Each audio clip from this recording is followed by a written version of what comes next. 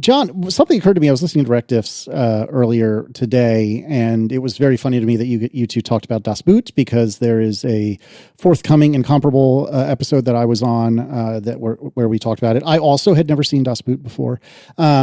But it occurred to me as you were talking about this and talking about your graduation results that you two are going to be empty nesters real freaking soon, which I think I knew, but it never really, I never really thought about it. That you are almost there. And how are we feeling about that?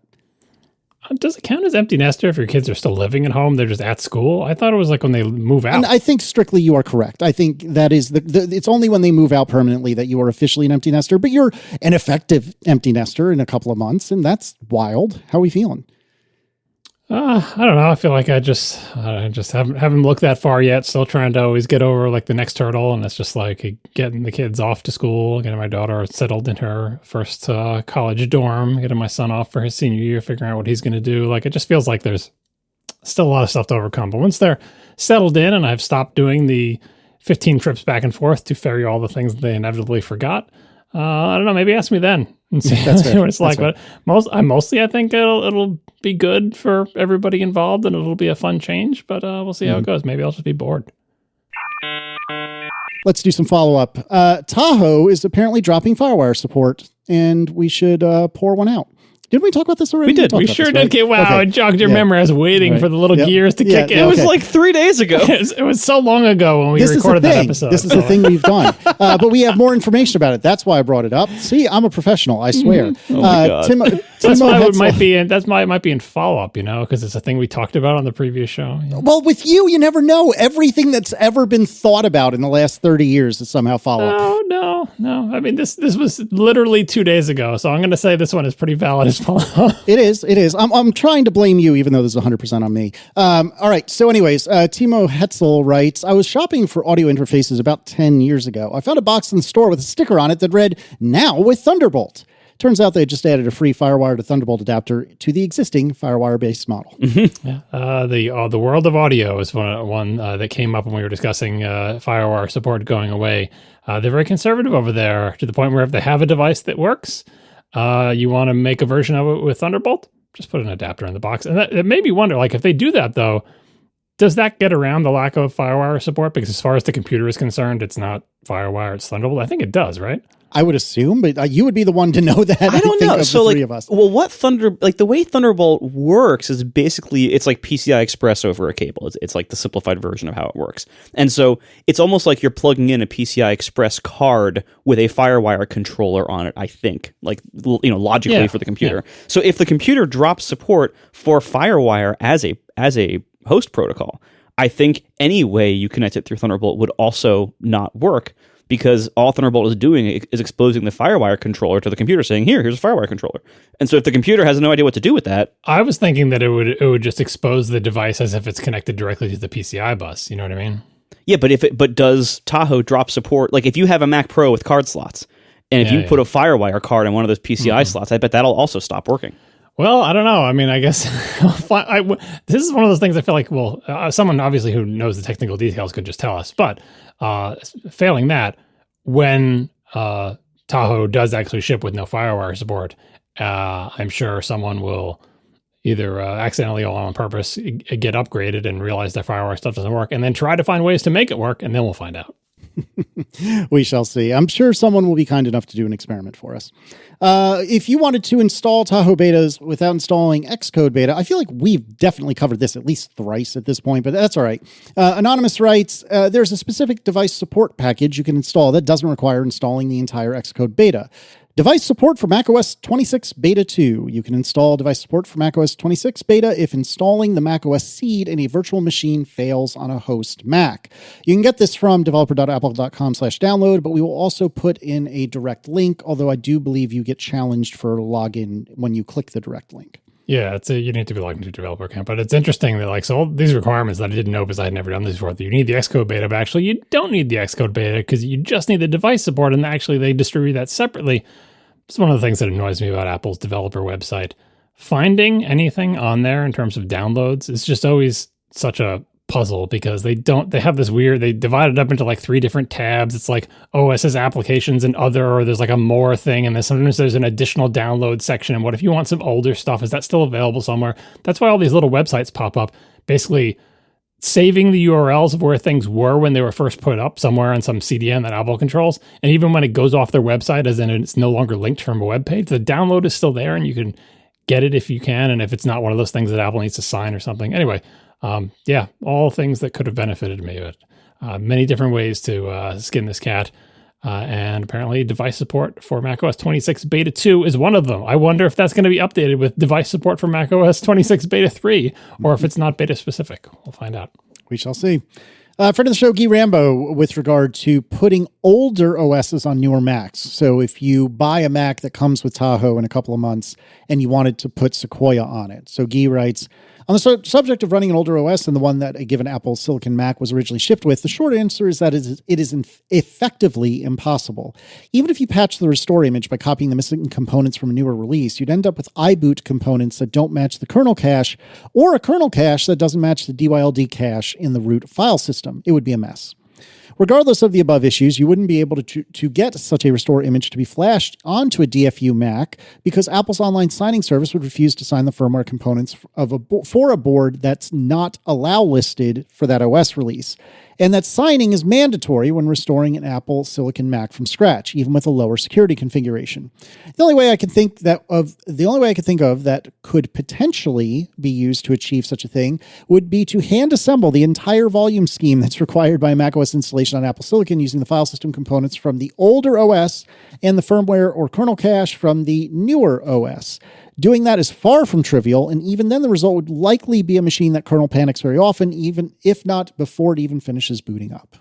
Yeah, so basically, if you're thinking like, should I attempt some kind of macOS hack to get something working? If Guy Rambo says that's going to be really difficult, don't. Just don't. It's not going to happen for the rest of us. Like, basically, it's impossible. All right, and then we talked last episode about uninterruptible power supplies. I believe this was an askatp, and how they deal in volt amps. And the three of us, but particularly John and I probably should have known this or did know this at some point, kind of shrugged.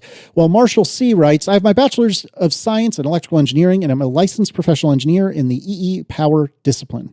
AC power is tricky, but here's my layman's explanation. Real power, or P, which is measured in watts, this is the electric power used to run your computer, heat up your toaster, and what your utility bill bills you for. Reactive power, which is represented by Q or VARs, is often called fake power. This is the electric power used to form the necessary magnetic fields for the transmission of AC power. Then finally, there's apparent power, which is represented by S, and that's volt amps, a combination of real and reactive power. Imagine an XY axis where the real power is on the X-axis and the reactive power is on the Y-axis. Apparent power is the distance from the origin to the coordinate. Non-utility people will never need to think about reactive power unless their job involves industrial equipment like electric arc furnaces. I can get there, I swear. Large motors, etc. And they're responsible for the engineering or bills to the power company. Apparent power is how devices that generate power have to be rated because they're responsible for providing the real and reactive power for the system. For most consumer situations, you can assume that the watt rating will be roughly the same as your VA rating. Oh, this is look, AC power is insanely complicated. Like what I said last time, like DC power, fairly simple to conceptualize. AC power, it's so complicated.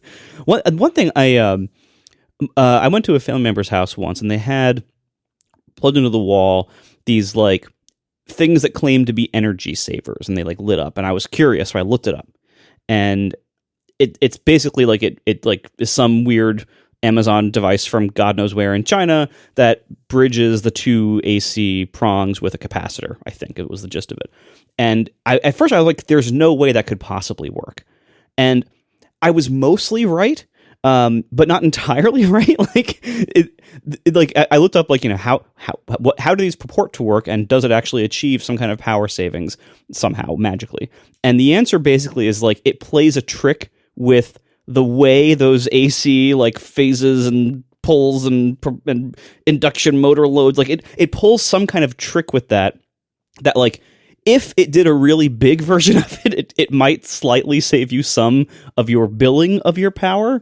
But of course, these little tiny things were scams and didn't actually do anything like notable. But like the principle upon which they claimed to work was not entirely BS. It was just mostly BS.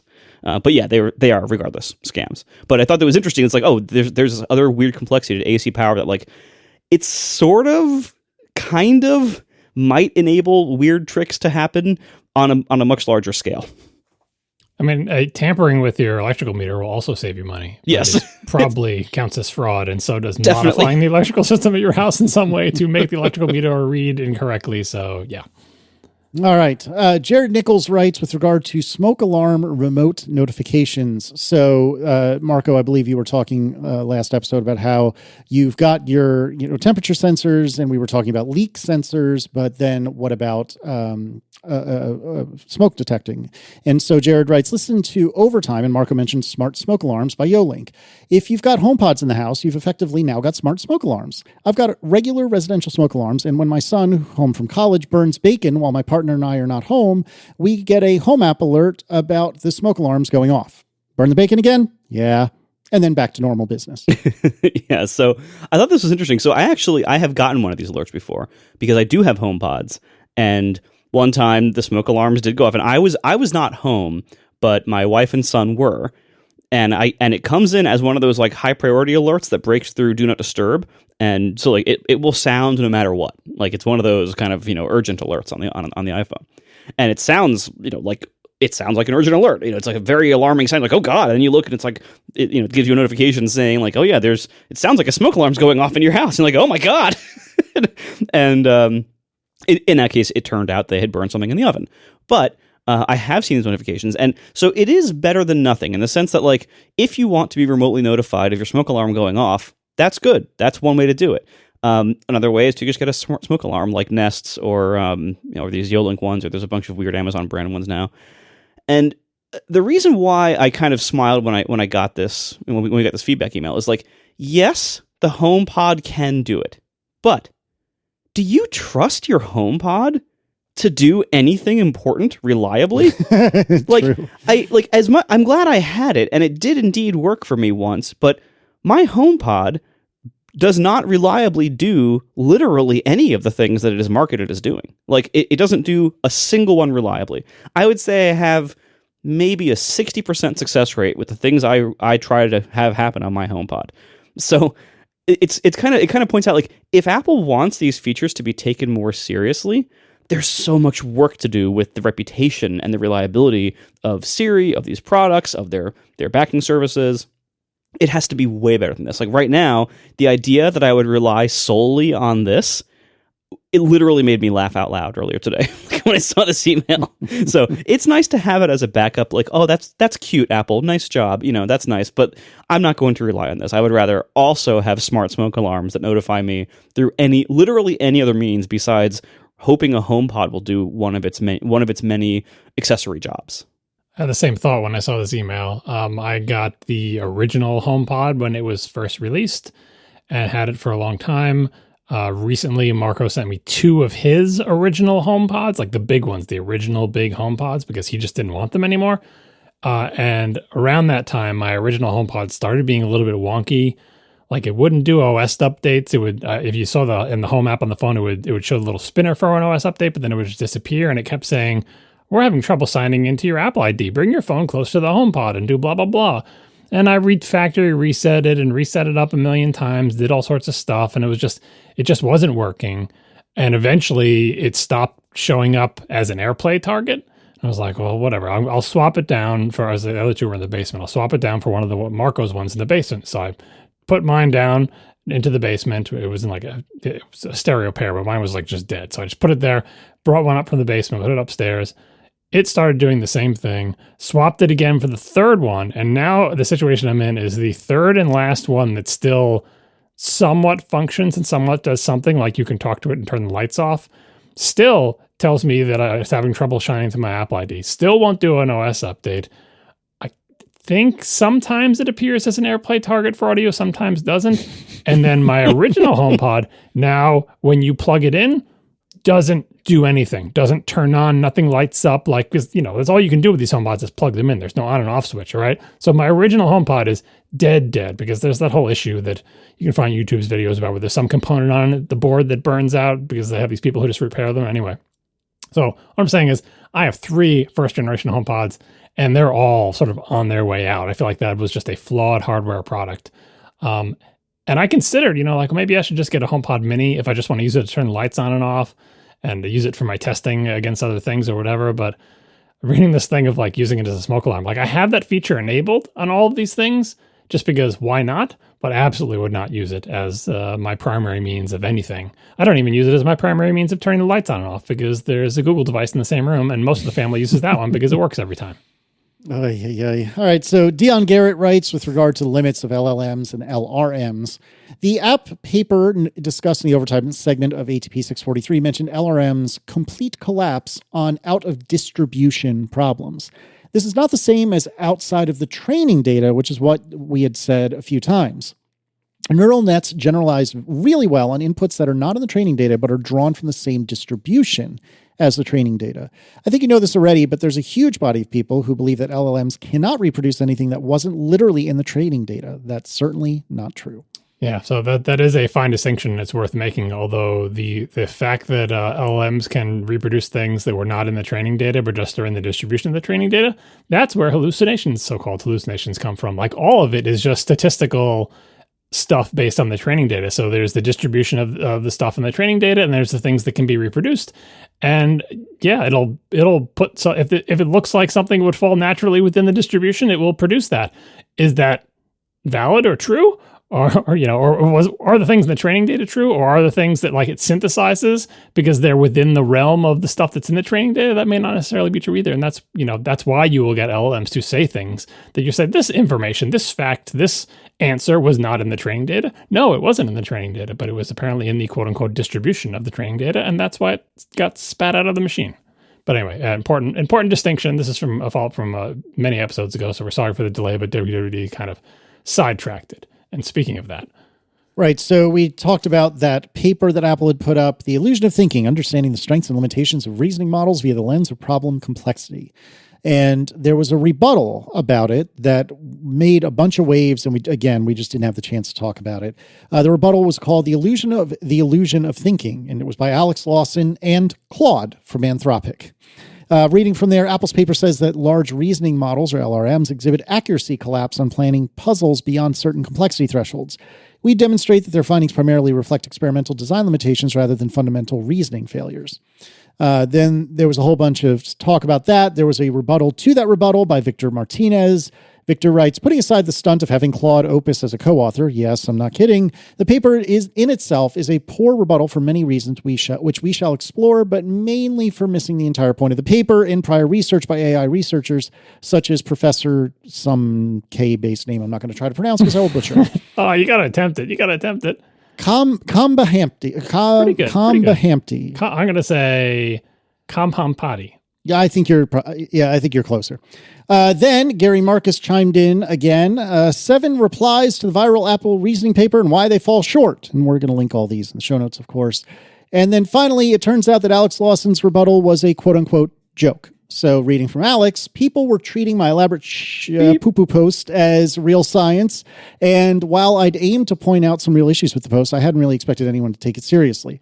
Look, I should have been more careful. The original version I uploaded had some genuinely terrible sections, stuff Claude had written that I hadn't bothered to check properly. I had vibe coded, if you will, the whole thing, and quite frequently asked for an entire rewrite if I wanted a small section to be different. There was a computational complexity analysis that was just complete nonsense. If I'd been doing my actual job, or if I'd been working on an actual paper, I'd have been more careful. My thinking was that the whole point was to show that even Claude could find problems with the original paper. I wasn't trying to write something good. I've updated the paper to fix the biggest mistakes from the first version, but the lesson's been learned. Once something's out there, it's out of your hands. Yeah, this kind of reaction of like, boy, my thing kind of went viral, but it wasn't serious. So, okay, I guess lesson learned. But anyway, all that drama essentially happened in the time between when this rebuttal of the paper was put into our show notes and then WWDC happened. So we've looped around to find it. And, there's Apple's paper. Then there was this thing rebutting it that turned out to just be I love how we're using vibe coding for things that are not coding. A vibe coded quote unquote joke response that was kind of serious because it was like, I do think there's problems, but I'll have Claude help me write it. Won't that be fun? Turns out not so fun. Lister Periodo wrote with regard to HDR on the 26 OSs. I've noticed that Apple is using way brighter HDR effects on interface elements in the betas for iOS 26, but I haven't read or heard anyone discussing that, including Apple. I think that they started playing with this with the new Siri animations on iOS 18, and now with 26, it's sort of everywhere. Is this available for developers to play around with? Well, it scratches my nerdy itch for novelty. More chroma, more luma, more power. I can see it risks getting old and gauche. Gauche? Is that how you pronounce that? Gauche. Thank you. At least I knew enough to know it was wrong. Anyway, old and gauche very fast, so I hope Apple's designers thread carefully. It could be used the same way that game developers use lights to guide players' attention, or it could end up blinding them out of their train of thought. I will note that we did mention this when we were discussing the x86 OSs, or I keep writing it XOS 26, the OS 26s. I think Marco noted it, and I think maybe I did it when we were talking about it in the past. But yeah, I've been noticing it more and more. It's a thing they're doing. So they did it with Siri. If you've noticed on your phone when the new Siri animation came, one of the reasons you might have noticed it is that it literally is brighter if you have an HDR screen on your phone, which most of us do these days. And they're using it in all sorts of places, like I think like in tooltips and popovers on macOS. They're briefly and when we say HDR, we just mean brighter than the brightest white that your screen is set to display. So as we discussed before, if you have a Mac with HDR, there is the maximum brightness that macOS will let you set the screen. So if you just make like a window, like a text edit window, how bright will the white in that window get? And it used to be like 300 or 400 nits, and now I think they'll let you go up to 700 or whatever.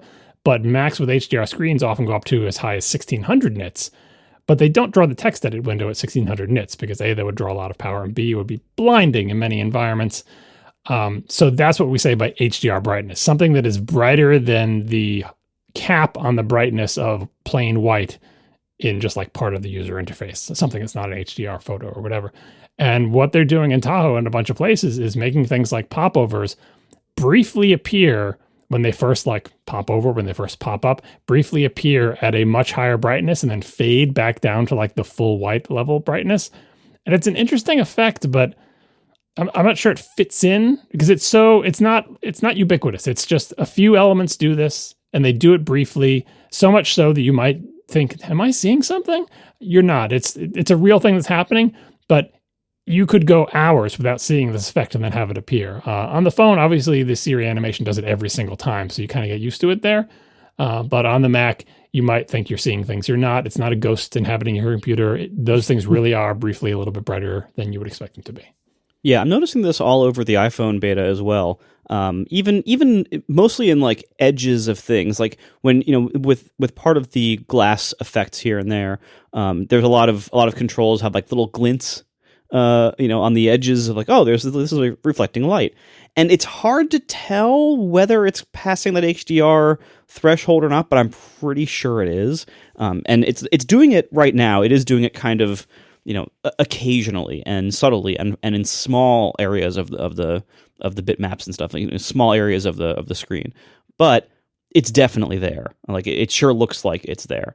And I think this is, on one hand, it kind of feels like cheating because apps can't really do their own UI very easily this way, like in a custom way. Like for apps to use the HDR range would require it requires a lot of hacks and has a lot of limits, and it's not easy for apps to do. So basically, what this will do is it will make Apple's stock controls and Apple's built-in system apps that use this kind of technique or system features, it'll make them look way brighter and bolder and better and easier to notice than what most apps are displaying most of the time. So this can be used to a useful effect. Like, I do think the Siri animation being brighter than 100%, like that helps it jump out and show like, okay, this is a different level of the system that is above what everything else is going on my screen.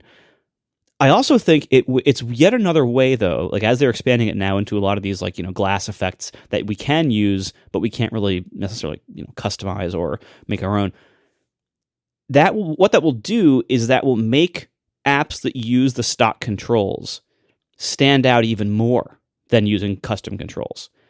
Now, as talked about with the introduction of this stuff, the developer ecosystem around, custom designs right now, Apple is basically like putting a shot out there that says like, look, we're going to make some really cool stuff. And if you use our stock controls, mostly unmodified, your stuff will look like our stuff, and it'll look cool, and it'll look different. And now it'll look even better with these like little specular highlights on the edges of the glass and stuff that are even brighter than what you can do in your app very easily. But that's not what most apps do. Most apps are made by big companies who want all their apps to look the same, and they use something like Electron or some kind of cross-platform toolkits and stuff so that all their apps look the same everywhere and the same on the web, and everything is flat and everything will look old forever after this. That's the ecosystem they're playing into.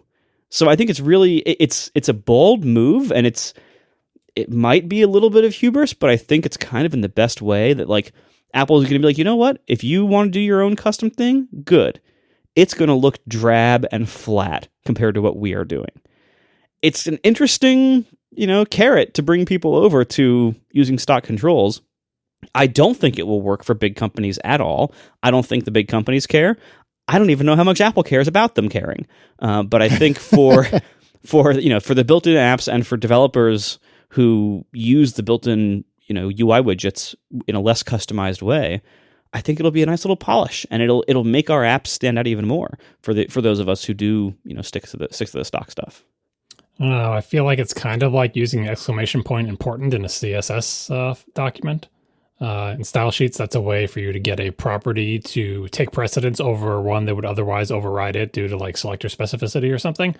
But you only get one of those. You get one exclamation point important. There's no like exclamation point important X2, X3, X4. Although I'm sure there's CSS hacks to get that. So the analogy may not be perfect. But anyway, how many chances do you get to say, now there's a new layer of the UI and we're going to make that one brighter? Probably only the one or maybe two, because there's only so much of a brightness delta that eyes can comfortably tolerate. And it's great that screens are getting brighter, but there's still kind of like the regular brightness and then the maximum brightness. And like I said, maybe you can go with the regular brightness, a medium one, and then the highest one if we get something and do like 4,000 nits on a phone or something. But I'm not sure that's the best way to add emphasis to a user interface. It is possible to make a visual and functional and conceptual hierarchy without relying on large brightness deltas as a differentiator. I'm not saying it's a bad idea to do it, but I am saying that Apple should, think twice about making this a foundation of its visual hierarchy. I think it's fine for like, we have a new design and this is a flourish that we can add to it. But you really don't this is why I keep going back to $ important. You really kind of only get to do this once. And you should, maybe for the next big redesign, I guess you could keep doing this, but maybe it's better to think of another way to show this layering. Again, we've done it in computer interfaces for years and years without HDR. So it's, now that we have HDR, this is another tool that we can put in the tool belt, but I feel kind of like this is an exuberant explosion based on like, well, now we have this new tool in our quiver. We've never had this before. We can use HDR to differentiate things in the interface. It's not great for battery life. It is sometimes a little bit jarring. I think it will be fun in the short term, but I hope this does not last more than 10 years. This is the mindset I'm in now. Like, probably we only have to worry about this for like 10 years and we'll be okay. Yeah, if Apple's still around then, which it probably will be. So I'm not a giant fan of this. I think it will be fun for a short period of time, but I think there are better ways to do what it's trying to do. With regard to iPadOS 26, John Edwards writes, my hypothesis on the 12 window limit in iPadOS 26 is that it is a safeguard against unresponsiveness. On the Mac, if the Windows server stops responding, you can still move the mouse cursor itself around, even if it's beach balling, which is an indicator that the system isn't completely hosed. If window drag is slow, like John encountered when more than one user was logged in a few months back, too soon. The cursor stays locked to the drag. It just feels like pulling the window through molasses. On a touch-first device, there's no guaranteed analogous affordance.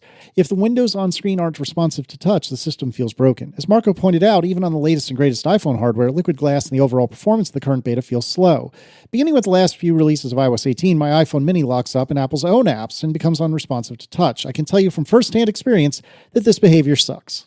This is an answer that Federighi and others actually gave when asked the same question. I forget the timing on this one, or whether John Edwards sent this before those interviews were released or after, or if he'd seen them or not. But either way, we're like, they weren't talking about the 12 window limit, which they didn't talk about too much, but they were mostly talking about like, why is it taking so long to get windowing on iOS? And they gave the power as a possible thing. And then we talked about the 12 window limit and said, well, maybe that's why they're doing it, because as Federighi said in his interviews, like, we want it to always be responsive to touch, because if it isn't, it feels broken. And I'm here to say that the Mac also feels broken when stuff stops working. I know what he's saying about like, oh, but like if the drag is slow, both the cursor that the mouse is controlling and the place where it is on the title bar will stay together, so it'll be slow together. It still feels awful, first of all. And second of all, there are plenty of ways that macOS can and has locked up such that you can't drag windows or the mouse doesn't move anymore. If you look back to the classic macOS days. And even if that's not true, even if like, oh, as long as the cursor stays on the thing that I'm dragging, I'm fine that it's updating it at 3 frames every 10 seconds. No, you're not fine. It feels totally broken. Like there are just so many ways. Or like the beach ball. The beach ball appears and now you can't click anything. You're like, well, at least the beach ball is still spinning. I guess the computer is all right. No. So this notion that like, and Federighi was pointing out, it's like, well, these touch devices, they always have to feel responsive. The Mac should also always feel responsive. Why is the bar lower for the Mac? Like when terrible things happen to the Mac user interface, it also feels terrible. It's not like we're fooled by like, well, it's just a Mac, it's fine. If this was an iPad, I'd be annoyed. And so I don't think this is as we discussed in past episodes about exactly how much power modern iPads have compared to Macs that ran Mac OS 10 with no window limit on them. I still feel like the main reason for the limit has to be either RAM limits and their refusal to go to swap without I don't know the details of what the situation is like, or just the plain fact is it's a small screen and they're trying to keep it simple. I do wonder if this limit will increase as time marches on, but 10 years from now when iPads come with 64 gigs of RAM standard, it'll be like, well, they can't handle more than 12 windows. It's be like, really? macOS 10 ran on 128 megabytes, but this 32 gig RAM iPad Pro can't have more than 12 windows on screen at once. So that's iPadOS for you. It moved by leaps and bounds this year, but it is still holding itself back from being the unlimited bonanza that is macOS for some good reasons, because again, that's the selling proposition. It is simpler. It gives you less ability to get yourself into trouble, and making lots of windows is one way you can do that. But 12 feels weird and somewhat arbitrary. Maybe in iPadOS 27, we'll get a baker's dozen. Wow.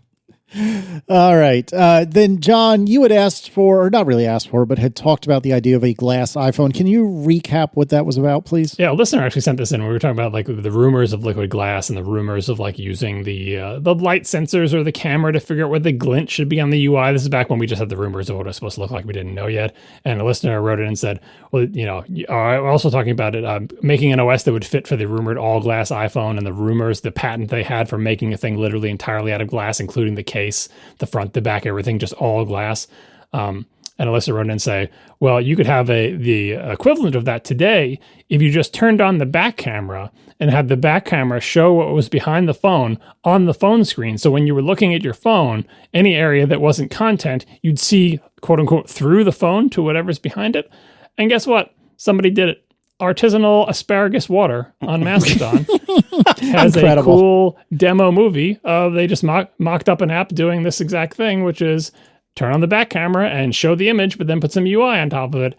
It's really hard to do this. This makes you appreciate Vision Pro, but also understand why Vision Pro has to strap itself to your face. You can't actually do this in a perspective correct way without knowing where your eyes are all the time. So the illusion is broken if you're not lined up. It's kind of like the volume, that big LED screen that wraps around actors that they use at ILM to do like The Mandalorian and a bunch of other shows.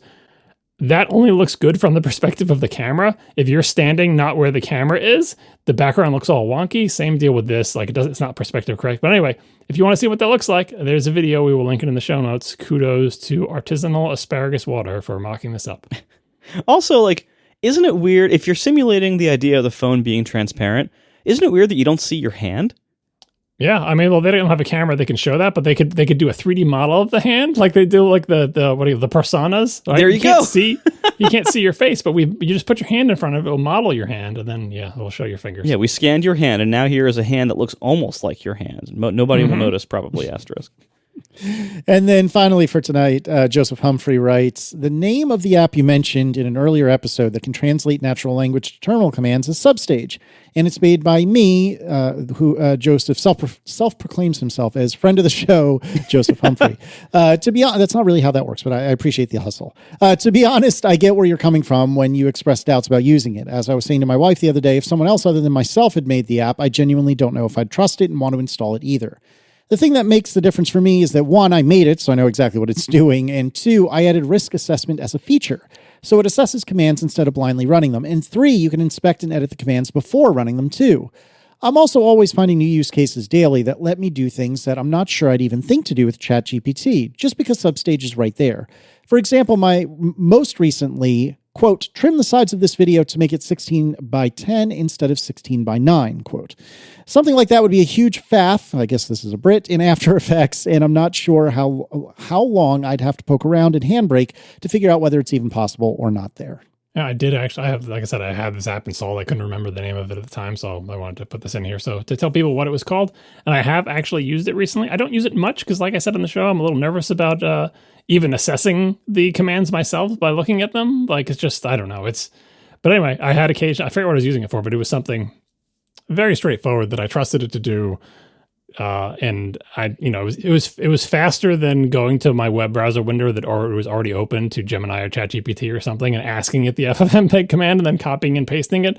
Substage does what you would want it to do, which is let me just do all that for you right here, in the Finder, right click the thing or, invoke the command or whatever, and then just tell me what you want. And I'll do it right here. So it's cutting out steps in the same way that a lot of these LLMs save you time by doing something that you would have to do a bunch of web searches for first. They'll just do it right in the window. You can get even faster by having it integrated directly. And the ChatGPT app for macOS does very similar things, but it unfortunately does not run on Intel Mac. So I'm not running it on my main machine, so I don't get a chance to use it. We are sponsored this episode by Squarespace, the all-in-one website platform for entrepreneurs to stand out and succeed online. Whether you're just starting out or managing a growing brand, Squarespace makes it easy to create a beautiful website, engage with your audience, and sell anything from your products to your content to your time, all in one place and all on your terms. There are so many great features for Squarespace for businesses these days. I've highlighted before the design intelligence, the Squarespace payment system that lets you take payments from all sorts of sources and new methods as they come up. Also, they have a great invoicing product. This is an easier way to collect payments so you can focus on growing your business, invoice clients, and get paid for your services, turn leads into clients with proposals, estimates, and contracts, and simplify your workflow and manage your service business all on one platform. They also have great analytics. You can measure your end-to-end online performance with powerful website and seller analytics. Get insights on top traffic sources, understand how your reach is growing, track sales metrics, and learn where to focus new engagement. It's all the data you need to scale your brand or business, fully integrated and clearly displayed. And they even have domains now. Every dream needs a domain. Squarespace Domains makes it easy to invest in your dream confidently with premium privacy and security features included in every purchase. So Squarespace is just a great all-in-one platform. Anybody can use it. There's no coding required. There's no expertise, no technical knowledge required. So if somebody comes to you in your life and is like, hey, can you help me make a website for me or my business? You can say, you don't need my help. Go to Squarespace, and it empowers them to do it themselves, which is way better than the help you could possibly provide as a nerd. So have them, or have you, go to squarespace.com and build the site in trial mode. You get a free trial. When you're ready to launch, go to squarespace.com/ATP, and I bet you will, because I bet after the trial you're going to see how great it is. You'll save 10% off your first purchase of a website or domain with that link. So once again, squarespace.com/ATP for 10% off your first purchase. Thank you so much to Squarespace for sponsoring our show. All right, there was a rumor that broke a few days ago. Apple is planning, this is reading from Mac Rumors, Apple is planning to launch a low-cost MacBook powered by an iPhone chip, according to Apple analyst Ming-Chi Kuo. In an article published on X, quote, explained that the device will feature a 13-inch display and the A18 Pro chip, making it the first Mac powered by an iPhone chip. The A18 Pro chip debuted in the iPhone 16 Pro last year. The more affordable MacBook could come in silver, blue, pink, and yellow finishes. The new MacBook is expected to enter mass production late in the fourth quarter of 2025 or early in the first quarter of 2026. Apple's hoping that it will drive MacBook purchases and account for 20 to 28% of sales next year. Additionally, a different post on MacRumors has spotted evidence of such a device in back-end code related to Apple Intelligence last summer and subsequently confirmed its use of the A18 Pro chip. The machine features the identifier Mac17,1.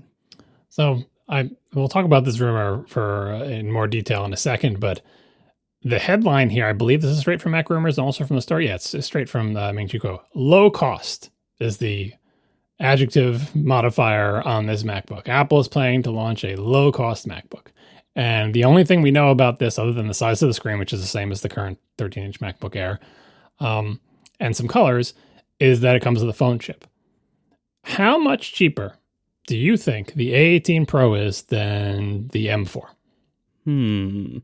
Not that much, I can't imagine. I think it's cheap. I agree that it's probably cheaper, not the least of which is because they make a bazillion of them because it's a phone chip and it is physically smaller. So just going by the math of like die area, like the bigger you make the chip, the more expensive it is. It makes sense to me that it would be cheaper, but I don't, especially on low end devices, I don't think the SoC is usually the most expensive component in the machine. And the prices involved here, especially since Apple isn't paying somebody else's profit margins other than TSMC's on these chips, like I'm thinking like maybe like $50, $30 less expensive. Like, do you think that's the ballpark? Yeah, I'm guessing it is. I'm guessing the price difference is less than $100. Yeah. And so this rumor is that it's a low cost MacBook. Now, we'll get to what Marco has here in a second. You save money in lots of different places, but I haven't seen anyone really mention this. It's like, wow, a low cost, a cheaper computer would be a great idea. And you could use a phone chip in it and that would make it cheaper. And this is great. I'm like, okay, but if that was the only difference, if it's the M4 MacBook Air with the M4 swapped out for the A18 Pro, I'm thinking best case scenario, this is a $100 cheaper computer, which is not nothing because the thing is $1,000. So if you have one for $900, like that's good. But is that enough to justify this thing's existence, or does this replace the M4 MacBook Air? Well, I think the even if it is only $50 or $100 different cost to Apple, when you multiply that 1 million times, 2 million times, 5 million times, that adds up real quick. And so I don't think you're wrong, but it wouldn't surprise me if they wanted to go after what seems to be a not very large delta, just because on the scale in which they operate, that can make a huge difference. Yeah, so that leads to Marco's idea for a game here. What could be removed or limited to make this cheaper than a MacBook Air? Other than obviously the A18 Pro versus the M4. So let's just take that as a given because all the rumors seem to agree that that's the deal with this, including MacRumors finding a thing that seemed to identify that chip number. So we've swapped out the M4 for the A18 Pro. How else do you get money out of this machine? Let's do a round robin, and everyone, and you got to pick, like a giraffe, like until we run out of things that we can think of. Yeah, because I have a list here of like remove the keyboard. Some of them are pretty crazy, and just for context, all right, the MacBook Air currently starts at $1,000. As in like a 900 for education or something? Yeah, something like that. And then there's the Walmart M1 MacBook Air still for sale for $650. Yep. Also for reference, the cheapest iPad they sell is $350. And it has a $250 keyboard option. So a combined, if you want the cheapest iPad with their keyboard and trackpad that go with it, it's $600. And what chip does that one come with? That's the A17, I believe. So the base model iPad currently for sale does not run Apple Intelligence. The iPad Mini has the 17 Pro, so it can, but that's more expensive. But so just the cheapest iPad they make, and I think you can look at some of the things they do with that cheap iPad to get that iPad down to $350 without the keyboard. And I think we're looking at a similar likely product here. Now, obviously, a laptop requires a keyboard and a trackpad. So I'm guessing this laptop includes, the rumor already says a 13-inch screen. So a 13-inch screen, keyboard and trackpad. Now, the details on those can matter. So who'd like to go first? I'll go first, and this is the thing that I hope they don't do. I seriously hope they don't do, but you can't rule it out. Remove RAM. Apple Go to 8 gigs. Apple just bumped all of its Macs to 16 gigs, and we celebrated. How can Apple screw that up? You know how? Oh, our new low-cost model, and of course, because it's the lowest cost model, only comes with 8 gigs. I really hope they don't do that, but that would save them at least $5. Yeah, and look, when you're trying to hit a low price, like, because you look at maybe they're trying to replace the Walmart MacBook Air, with a newer product that can actually run Apple Intelligence and that they can keep making new models of over time. But still, so like if they're trying to come in around 650, 600, 700 range, they're going to have to cut a decent amount of stuff, because here's the one thing they will never cut is margin. You know that. Apple will never cut margin. So they're going to make the same margins they're making on that $1,000 MacBook Air. So how do they get there? How do they shave off like a third of the price? Well, one of you goes. I did RAM. What's the next one? Casey? What about the fidelity of the display? And I don't just mean going non-retina. Could that get worse? Well, no, I'm serious. Like, not even just non-retina, but what if the backlight gets worse and weaker? Or what? It only does R and G, not B. Hey, that's it. You got it. Savings of 1/3. No, like a crummier backlight, or again, maybe non-retina. I would be stunned if they went non-retina, but it is a possibility. Well, you have to pick one. I wouldn't go with non-retina, but a cheaper screen. Yeah, and I'm specifically thinking about one of the things they tout in the MacBook Pros is it's 11 billion nits. Well, what if this is 3 nits, so to speak, Well, the current MacBook Air screen and the M1 MacBook Air screen are also already worse. This could be, one thing to consider is that cheap iPad lacks P3 wide color and an AR coating, anti-reflective coating. Yeah, when you get down to these low-end screens, it's difficult to but yeah, cheaper screen is reasonable. But I think the way they would do that would not be resolution, because resolution is not that expensive these days. Like I think it would be no display P3, but should probably save them on some calibration also, and some certain chip support. That's a good call. So no P3, and then different coatings or enclosure. So maybe it doesn't have the AR coating, because again, that's what they did to make that cheap iPad screen. Well, the thing about screens and a cheaper screen is that, given the age of, let's just say, again, the M1 MacBook Air, given the age of that machine, at a certain point, or even just the M4 one, the cost of the screen that's in the M4 MacBook Air is going down all the time, because it is so old and just so far away from the cutting edge. It's kind of I don't know, the show there's a name for this parts curve, but we've joked about it many times in the past, but it's a real thing.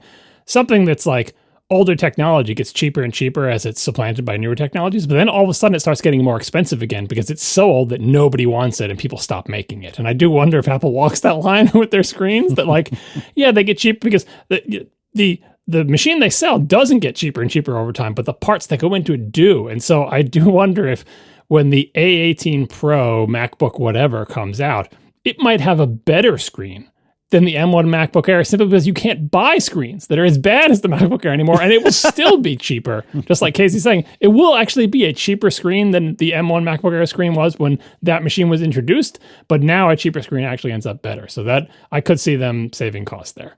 Marco, what's your pick? All right, my I have a lot of others, but my first pick is, you got to think in addition to using the low-end iPad as inspiration for some of these changes, you also got to think, how do they keep people who just want the cheapest MacBook from buying this instead of they want to preserve MacBook Air sales too? No SSD. So how do they, most importantly, how do they keep businesses from buying this one? They want businesses to keep buying the Airs and the Pros. So my number one pick is no external monitor support. And also think about it. The A18 Pro probably doesn't support external monitors. It might. But yeah, that's a good call. That might just be part of the, if it's just part of the SoC, then they kind of get that for free, and it's not really a cost savings. But yeah, I'm not sure that would save them that much money. I don't know if it would save them money, but I could see them doing it in software, because the A18 Pro absolutely does support an external monitor, because you can do that with your phone, right? I mean, I'm almost sure I've done this. Yeah, I think so. Oh, I'm pretty darn sure you can. And so I don't think that would be a savings, but I do agree with you. They would absolutely, I could see them doing this as a feature gate just to get people to upgrade, like you had said. yeah. Because they want no businesses to buy this computer. They want businesses to keep buying the Airs and the Pros. All right, John? I mean, this is kind of in the same spirit as what you were saying with your thing. Like use the M1 case design. Like, I'm assuming the M1 case design is cheaper than the M4 one, but like use a case design that they've been doing for so long that it's just incredibly cheap for them to do, that they have all the machines to do it. So no new case design, and it would also differentiate it from the M5 MacBook Air because it would literally still be the wedge shape, like that older thing. So yeah, use the M1 case design. And you think they would do that instead of making a new cheap case?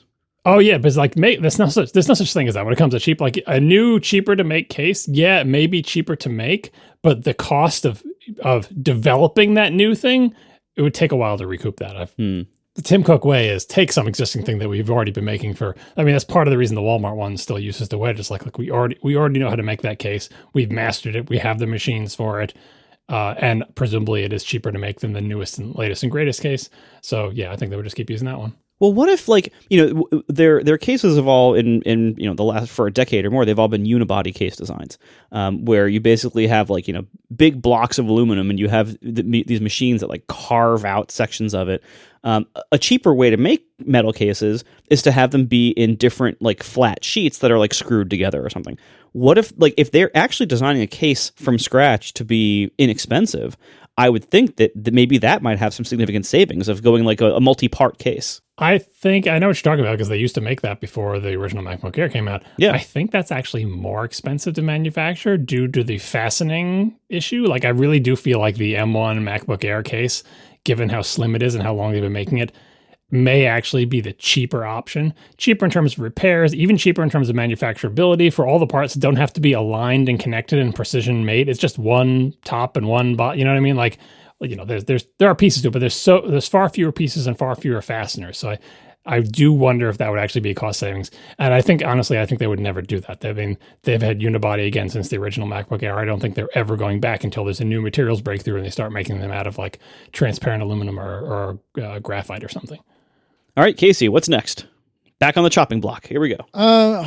This might be silly, but it's one of the first things that jumps to mind is what about crappier radios, crappier Bluetooth radios, older Bluetooth radios, older Wi-Fi radios? They already do that for all their computers. Yeah. You know what I mean? But, where the MacBook Pro, the newest MacBook Pro maybe has Wi-Fi 7. I don't even know if that's true anymore. I can't keep up. But it doesn't. Yeah, I think we're still on 6E, although, funny you mentioned this, Casey, the base model iPad does not have Wi-Fi 6E. It has Wi-Fi 6. There you go. And so, could you go even older? Would that be an advantage? I don't know. But, some sort of crippled Bluetooth radio, Wi-Fi radio, something along those lines, where it's just not a modern chip. It's sufficient, but not stellar. All right. My next pick, the ports. One USB-C port and a headphone jack, and that's it. Casey will love it. Oh, stop it. So no Thunderbolt support, no MagSafe, no HDMI, because again, we have no external monitor support in my theory here. So one USB-C port and a headphone jack, just like the old MacBook. Yeah, actually, jumping slightly ahead here, Stephen Hackett wrote about this, and he was musing about the possibility of an A18 Pro and a Mac, and he says the immediate downside to the A18 Pro is that it only supports USB 3 at 10 gigabits per second, not Thunderbolt. That would make any Mac with an A18 at its heart only capable of USB-C, and that's fine. That's what they used to do with their low-end computers all the time. Anyway, I think... Then there. Having one port is crappy, but having no Thunderbolt, I think, is a given, and so the A18 is not a limiting factor there.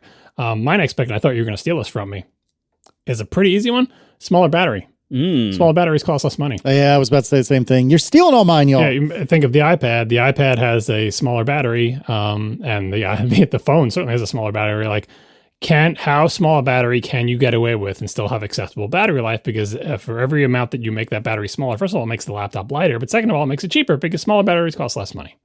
Yeah, that's pretty good. All right, Casey.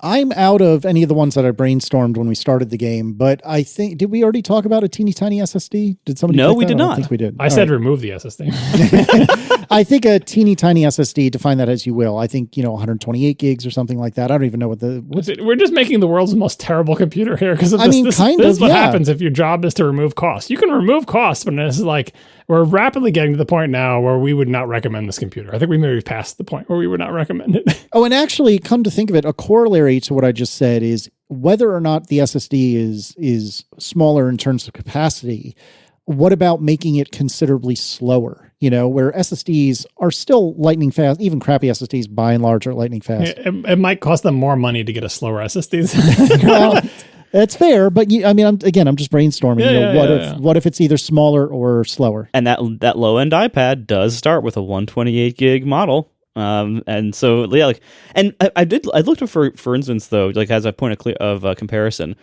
like what are the cheapest PC laptops like in this price range? Like, in like the $600-ish price range, what do you get on a PC laptop these days? And you get 16 and 512. Like that's a pretty universal across the board. Yeah, I know. Yes, Apple lives in a different universe. That's the other thing about this cheap laptop. I know we're like talking about it in the context of the Walmart one, which I think has no configuration options, but like, can you imagine them making a low-cost MacBook? Like, it's like you said with the minis. The lower cost Apple makes a Mac, you'll double the price when you try to add RAM to it, if that's even an option. Like, if there are any options to configure the RAM or the SSD, and this thing is cheaper than any existing Mac, you will literally you almost double it on the Mac Mini. You said it's like a $600 computer, add RAM, it adds $400 to a $600 thing. So if there was a $400 Mac Mini, adding any amount of additional RAM that Apple offers you would double the price of this. So they're getting real close there with their obsession with ridiculous margins. I mean, so one idea I had is, what if they don't offer any options except color?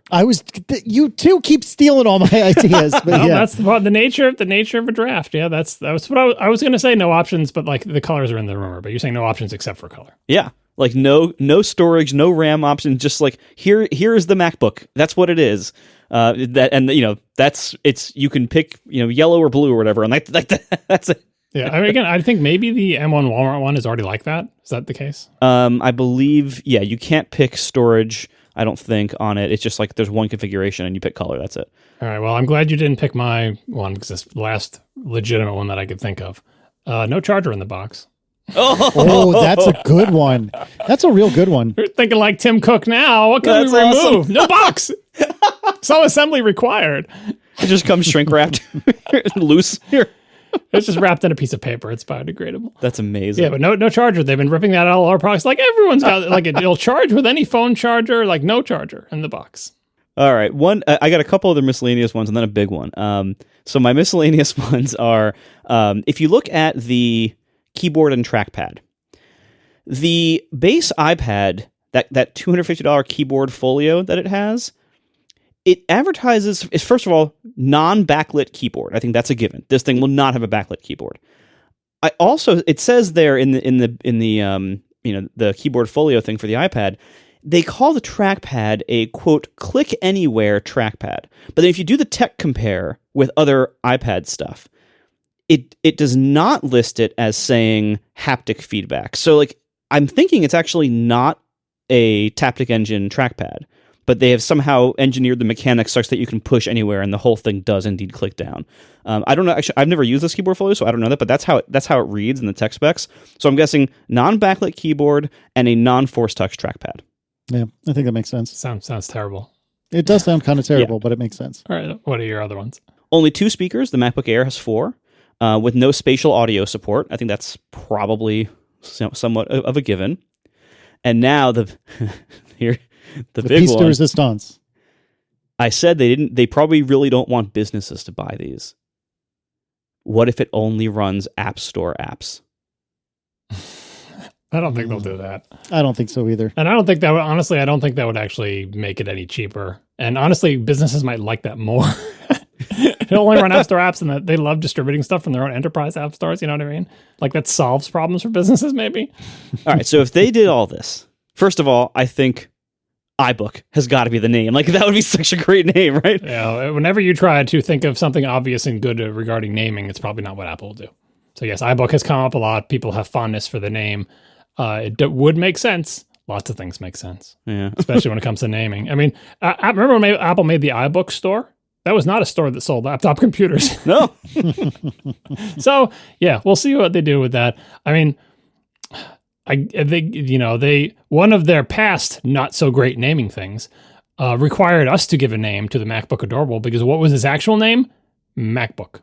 That didn't catch on. The computer didn't catch on, and the name didn't catch on. So all right, slow down. No, the computer did sort of catch on. That's the problem. Well, so that's part of the dream of this one is like, oh, well, it could be really thin like that one, but like if they're going to reuse the M1 case, so much for that dream. You know what I mean? But I don't know. We'll see. If I guess they could reuse that really thin case if they still have the machining tools and everything for making that. But yeah, like people are attaching their hopes and dreams to this. They're like, oh, thinner, lighter, cheaper, lower power, like that's great. And they start envisioning the MacBook One or the MacBook Adorable, as we used to call it. Because the thing we described is actually kind of like that. Like that was so old that the screen probably is worse, right? And I did have a backlit keyboard, I think, Casey? Yes, I'm pretty darn sure. So but that wasn't a Walmart special machine. It was actually, it was priced about what you would think it would be priced at. It wasn't like the cheapest. It was priced quite a bit more than what you would think it would be. Well, you would think because it was so slim and, it's like the thinnest computer ever made. Like it was a breakthrough at the time from Apple. It was outside the realm of normalcy in Apple's product lines, whereas I feel like this one will be well within the realm of normalcy in Apple's product line to hit a cheaper price point. So the final question. What do we think that if they do this, this really decontented laptop, what do we think that price point is? I think they'll just sell it for exactly the same price as they're selling the M1 MacBook Air. So $650-ish? Yeah. I think regardless of how much it costs to make, I think that's what they'll sell it for. Like it will slot into that. And honestly, as the years go on, $650 is worth less now than it was when the M1 MacBook Air was first introduced. So yeah, I think they'll hold the line at maybe $599, if we're lucky, but I feel like that it's going to replace that computer. Yeah, I think I would go again, like the base iPad plus its keyboard and trackpad case is $600. The Walmart MacBook Air is $650. The real MacBook Air is $1,000. I think it should be around $600, but it will be like $750. Like I think they're not going to go as far down as we all want them to, because they never do. And I think it's going to be closer to the MacBook Air's price than we feel that it should be. What do you think, Casey? I think that what they end up doing is they basically replace the Walmart one and say, sorry, Walmart, you're cut off. And this is the new quote unquote Walmart, MacBook or iBook, MacBook Air, whatever they call it. And then they're getting all of the proceeds from it rather than Walmart taking a little cut. And I think $650 or very, very close to. So here's my other angle on this, the rumor of this computer and the idea of this computer. So we'll link to Jason Snell's graphs in 6 colors about the speed of the A18 Pro and how it compares to the M1. A summary is that the A18 Pro is 46% faster than the M1 in single core tasks, and pretty much the same in multi-core, but single core is all that really matters for just like sort of day-to-day tasks or whatever. And this highlights the interesting fact on this, which is one of my hobby horses that I'm always bouncing on this show. Usually I'm talking about it in the realm of media catching up to the limits of human perception, which audio has and video is always racing towards. As computational power becomes cheaper and as it increases, the maximum computational power available for a given a number of watts increases over time, it starts to race past the needs for doing some basic stuff. Long ago, computing power raced past the point where if you want to type words into a document, it can be handled. It used to be that you needed a good computer to do that, to like one word star or whatever on DOS. Like you couldn't buy a bargain basement one. You needed a computer that could keep your whole document in memory, and maybe one that could have proportional fonts. So you needed even a bigger, fancier computer like a Mac, which costs so much money. But now, a little kid's toy that comes in a cereal box has more computing power than the early PCs. Like typing, we have passed by. Web browsing is a surprisingly complex and computationally intensive thing, and seemingly only getting more so as web apps become more complex. But I think an A18 Pro has no problem browsing the web or doing spreadsheet stuff or anything like, or doing word processing. Like that level of computation is now satisfied by essentially phone chips. We do it on our phone. People use their phones as their main computers. They do incredibly complicated things on their phone. You basically run Photoshop on your phone. Your phone has so much more computing power than whole swaths of computers that we used as the highest of the high-end thing. So as this continues to happen, like the things regular people need to use their computer for, like going to a web page, using a couple of simple apps and doing word processing, only become easier and easier to accomplish. So it makes perfect sense to me for phone chips to make their ways to the Mac, because I don't know the right word for this, but like the available computing power is now more than sufficient to do the things that most people need to do with their computers. I'm not saying it couldn't be faster. People do occasionally have to wait for their computers, in particular storage speed and stuff like that. So that it will continue to get better over time. But this machine makes so much sense to me, not just as a way to save money, but recognizing that most people don't need this much power out of their Macs. The baseline power, especially with the advent of Apple Silicon, is so massive that it's like an M1 is actually overkill for a lot of people. And this is actually 46% faster than an M1 in the ways that counts. Which brings me to my other idea about this computer, which the rumors don't support, but I think would be valid, is what if this wasn't a low-cost machine? What if instead this was just the bottom of the MacBook Air range, but they didn't take every ounce of cost out of it, and instead just added it as essentially the get way more battery life option? It would have the same size battery as like the M5 and M6 MacBook Air, in the same case with all the same features, the same screen, like everything the MacBook Air gets, this gets.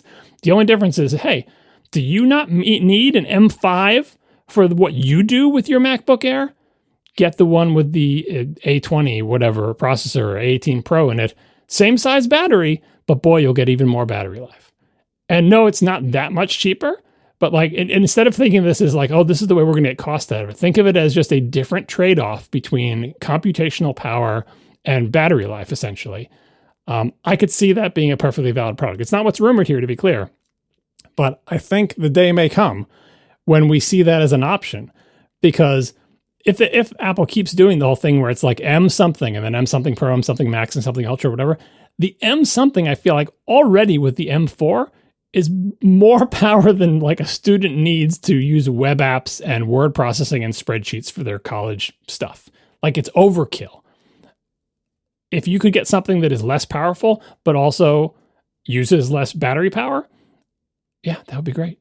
And so I hope that either they stop doing the M4, M Pro, like that they add something below that. And I don't think, honestly, the answer isn't just do M4 and then M5, M5 Pro, M5 Max or whatever. Something like, using a phone chip. Maybe they've got the unified design. Maybe they unify the naming between the A chips and the M chips and just have a line of chips that they use throughout their products and somehow name them in a sensible way where it's a scale up from the smallest and least powerful to the biggest and most expensive. And they just are and most powerful, and just distribute that across their line of products without this artificial bifurcation between, well, the A series are for iPads and phones and the M series are for Macs, unless it's for a Vision Pro, but also some iPads have M's. You see what I'm getting at there? So that's not today, but that's just something I'm thinking about, that a time may come when the M5, M6, or M7 is too powerful, the power of it is wasted on a MacBook Air, and you can make that a better computer for people by putting in a quote-unquote phone chip and giving it way more battery life. This has got me thinking of a dark possibility here. What if this is not really that much cheaper, like you were saying? What if this is basically the new MacBook Air? Maybe it goes from $1,000 to $900, and they just push the price of the Air up. Because here's the thing: if you look right now, in the current lineup, they sell the Air M4 for $1,000. There's like disabled cores probably, but like there's $1,000. Then they sell the Pro, the 14-inch Pro, with the same chip, the M4, but with some MacBook Pro niceties, the screen, the speakers, and everything. $1,600. That's the cheapest Pro with the same chip. The screen is so much more expensive than the computer, though. It is, true, but it's not $600 more expensive. And there's other changes too, but so the MacBook Air to the MacBook Pro with the same M4 chip is a $600 difference. Although again, there's probably a binning thing. Yeah, there's a binning thing going on. Without binning, it's a $400 difference. So I wonder if this is really just a way for them to close that gap. And Apple never closes gaps by making things cheaper. I'm guessing maybe the cheap laptop is really only $900, and then they push the Air up to like $1,200. Yeah, we'll see. Like, it's kind of a shame that these rumors seem so concretely set on the A18 Pro, because that chip does not have a unified name. Like, they've unified the name of their OSs, but their chips are still weirdly bifurcated between A and M's and one R and a C for a different thing. And speaking of Don't forget the H's. Yeah, that's right. Speaking of C, Lima Lum asks, do you think the new phone app in Tahoe might mean cellular functionality will be coming to Macs? And I would say putting an A18 Pro into a Mac also makes people think that. Lots of things make people think about perhaps cellular being in Macs. Honestly, there's so much in common between Mac and phone hardware, and has been since the advent of Apple Silicon, that there's nothing new that they do, including adding the phone app or making their own C1 chip or putting a literal phone chip inside a Mac, that to me makes it any more or less likely, because it has been so far over the edge of a thing they should obviously do for so long. Nothing else needs to change. Nothing else needs to happen. It's like, well, previously I didn't think it would or should happen, but now that they put the phone app in Tahoe, they're definitely going to do it.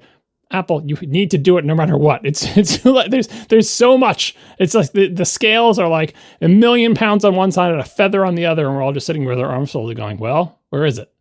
Yeah. I mean, and again, I will remind everyone, every iPad since the very first iPad, including all of the cheap models of the lowest end models of iPad, every single one has had a cellular option since day one. Including the ones with an M chip in them, Marco? Surprisingly, yes, including the ones I didn't think anything with an M chip could do cellular. That's impossible.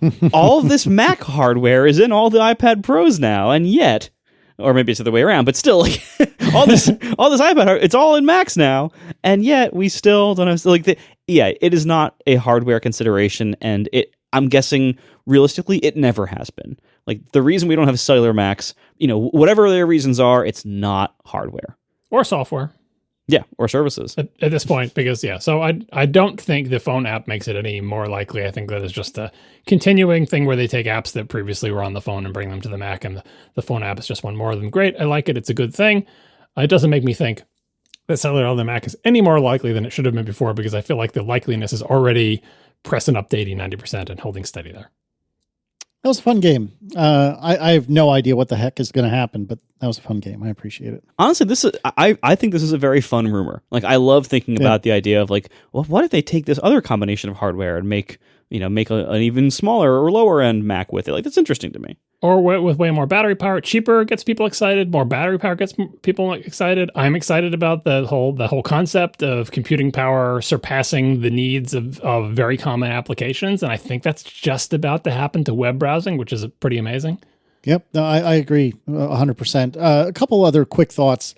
I was on Clockwise this week. We briefly talked about this, and let me tell you, if this portends, if this is leading to a reincarnation of the MacBook Adorable, holy mother, I'm so in. Because if you remember the MacBook Adorable, leaving aside the fact that it only had one port, which kind of sucked, one of the worst parts about it was that the processor was just dog slow. Even on a good day, that processor was dog slow. And the idea of having something that was that thin and that light, but not utterly crippled by a crappy Intel CPU, oh man, does that sound good. Oh, and also no butterfly keyboard. Sorry, trigger warning, Marco, but no butterfly keyboard. That sounds incredible. So, I mean, I don't expect that's what's going to happen, but man, that would get me really, really interested. So proud of your pronunciation of dog, Casey. Yeah, I would love to see that, because, like, ever since Apple Silicon, like, we've been saying, like, wow, we can't wait for them to make, a good version of the 12-inch MacBook with this new tech that they have, and they haven't. Like, the M2 and forward MacBook Air is great, and like with its newer case design and everything, it is super slim, super light, but it's still not the same portability class as the ancient 11-inch MacBook Air or the 12-inch MacBook. Like, it's still significantly larger and heavier, for the modern day. The 12-inch MacBook was, I believe, 2 pounds, right? Like 2.0 or like close to 2.0. What was it? I think it was around 2 pounds, something like that. Yeah, I think we're currently at 2.4 something for the 13-inch Air. Yeah, I don't so remember. like, you know, we're still bigger and heavier. We still don't have that magical, like, you know, airplane tray table computer that we used to have. I know the rumor says a 13-inch screen, so it sounds like if that kind of computer is coming, this probably isn't it. But this does show maybe a path they can get there. Like if they decided for whatever reason that they can't do it with the full suite of M chip series features, although they do it in the 11-inch iPad Pro and the 11-inch iPad Air. So I don't know why they couldn't do it, but like a proper 11 or 12-inch laptop that's actually macOS, not just an 11-inch iPad, I think would be so cool. And in that 2 pound range. I really hope they make that, and I haven't given up hope yet. Same. I don't know if this is it, as I said, but I haven't given up hope yet. Just to be clear, based on the game before, the price I was giving was for the price of the A18-based laptop computer that Apple would put out if it's going to be a low-cost model. It is not the price of what I think, after we removed everything in our game, the thing would cost, because I don't think Apple would remove all the things that we listed. We really gutted this thing to the point where it's a bad product. Real-time follow-up, the weight of the MacBook Adorable, 2.03 pounds, or in sensible units, just a shade less than a kilogram. Oh, and Jason wants us to point out that tariffs may throw a monkey wrench into this whole thing. What else is new? Oh, and by the way, the 13-inch MacBook Air is 2.7 pounds. Oh, wow. So 2.7 versus 2.0 is a big difference. Yeah, it really is. So like we are not in that same class with the new MacBook Air. The new MacBook Air is a wonderful machine in lots of ways, but we are not in that same class. We are sponsored this episode by DeleteMe. Right now, the headlines are chock full of data breaches and regulatory rollbacks, making us all vulnerable. But you can do something about it. DeleteMe is here to make it easy, quick, and safe to remove your personal data online. DeleteMe knows your privacy is worth protecting. So here's what they do. They go to hundreds of data broker websites, and they opt you out and file takedowns on your behalf so that the data brokers have to remove your data from their databases. And they show you regular personalized privacy reports showing what they found, where, and what they were able to remove, always working for you, constantly monitoring and removing whatever you want not to be in those data broker sites on the internet. And there's all sorts of news that shows data breaches and stuff. There's a recent Coinbase data breach where a hacker obtained names, addresses, phone numbers, partial socials, and bank account numbers. Data brokers can vacuum up a lot of that data from the hack. They can create a searchable profile about you and sell it to whoever wants it. So DeleteMe helps keep you out of those sites. So take control of your data and keep your private life private by signing up for DeleteMe. Now at a special discount for our listeners. Get 20% off your DeleteMe plan when you go to joindeleteme.com/ATP and use promo code ATP at checkout.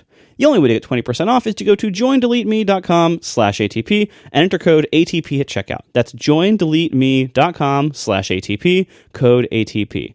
Thank you so much to DeleteMe for sponsoring our show. All right, let's do some Ask ATP. And Neil writes, with machines like the Mac Mini having such expensive storage, many people look at adding external storage with an external NVMe drive via USB 4 or a Thunderbolt enclosure. Are there reliability issues with having something permanently attached like this? For example, do you regularly run into it randomly being unmounted?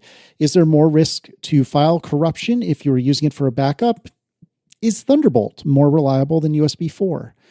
I don't have any strong answers for this. With a Mac Mini or something stationary, I suppose there's no reason you couldn't do something like this. But I don't know. If it were me, I would try my darndest to find a storage solution that's internal that works both from a cost and space perspective. But I'd get why you wouldn't want to do that for sure. As I think the one of us who's probably has used and probably still is using the most external storage, because I'm only using desktops and it's convenient to use for desktops, I will give a Casey-style intervention here and say, if you are using external storage connected to your Mac and it's randomly unmounting itself, that is not a way to live. You need to stop and either figure out how to fix it or get rid of that hardware. I know too many people who say like, oh, this happens all the time. It's not a big deal. You'll plug it in and remount it, or it'll come back in a second. That's not acceptable for storage that you plan on using. Like, it just, you can't have that. And the reason people live with that is because the problem that Neil was getting at here is it's not actually that easy to find reliable, inexpensive external storage. Like it used to be easier when it was much more common for people to do that, but these days most people get by with what's inside their computers, so it becomes this narrower and narrower market. And if you go on like Amazon or Newegg or whatever, you can find tons of really, really cheap external storage from name brands that is nevertheless incredibly unreliable and flaky. And so everyone always wants to know, what's the good one? What's the one that I should buy? And then you point out some Thunderbolt enclosure and they're like, yeah, no, seriously, I'm not paying that much for that thing. And it's like, So to answer the other question, is Thunderbolt more reliable than USB 4?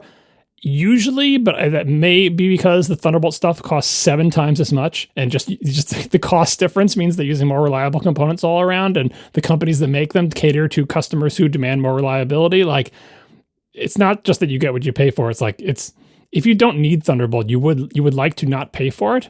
But every time I try to, and I have so many external enclosures here, I try to find like an enclosure to fit like an SSD or back in the day, a spinning drive or whatever. I always felt like I was rolling the dice. And if any of these external, devices, whether they come with a mechanism inside them or whether it's a shell that I plug something into, if they have any kind of reliability things where it's like randomly unmounting, that's the end of that thing in my life. Like I stop you, but you can't have that. You will corrupt your data. Best case, you'll just lose some data. Worst case, you'll corrupt the thing. And I didn't lose some data like, something getting it written completely. Worst case, you'll corrupt the entire thing. So if you're ever in that situation and the drive keeps unmounting, you need to fix that ASAP. Treat it as a 5-alarm fire. And I wish I had better advice on how to find something reliable, but the best you can do is more expensive ones tend to be more reliable. In my experience, Thunderbolt things, both enclosures and drives, tend to be more reliable. They cost so much more money, but it's painful, but I do it. Like, for example, my 1 terabyte external drive that I currently have Tahoe on is a Thunderbolt drive, which makes no sense because I don't even know what the speeds the internal storage can do. It's so old, but it's just so much more reliable for me than my other USB based things that I have. But yeah, don't and if it is reliable, yeah, you can use it for backup. It's fine. Like especially if it's on a desktop computer, it's always plugged in, it's always powered up, especially if it's bus powered, because then it's meant to run on the bus. Don't put it through 17 hubs, like directly connected if you can, or make sure, if it is reliable, by all means, use it as backup. It'll be fine. If it's not reliable, you need to stop using it. Yeah, definitely. I use a bunch of external drives for things like Time Machine and occasional like an archive drive here and there. It obviously is harder to make reliable when you are constantly moving the drives. So like in the context of like a laptop, it's a lot harder to make that reliable over time because the cable will keep bending back and forth, and maybe you might slowly wiggle it out of the port might loosen. There's all sorts of stuff like that. But in the context of a desktop where it's just sitting around, I have found, for the most part, you're fine getting any modern USB thing, and it's fine. Now, I have found there is basically no correlation between the reliability of USB devices and their price, or their brand name, for that matter. I have some rock-solid USB hubs and cables and drive enclosures or external drives, external SSDs. I have some rock-solid ones that are just like no-name brands. And I've bought some great ones from some high-end brands or well-respected names in the business that were unreliable pieces of crap. And the main reason behind a lot of this is when you're making a drive enclosure or a USB hub or something, there's only so many actual controller chips that are manufactured that will power something like that. So almost any brand that you get is going to be using the same, one of a very small number of controller chips as every other brand is using. So I have found that sometimes you just luck out and you get a really good one. Sometimes you get a bad one. Like John, I think if it starts randomly unmounting, it is done. You got to replace it. That will never get better for that one. But again, I've had most of the ones I've had are just fine, and they last effectively forever.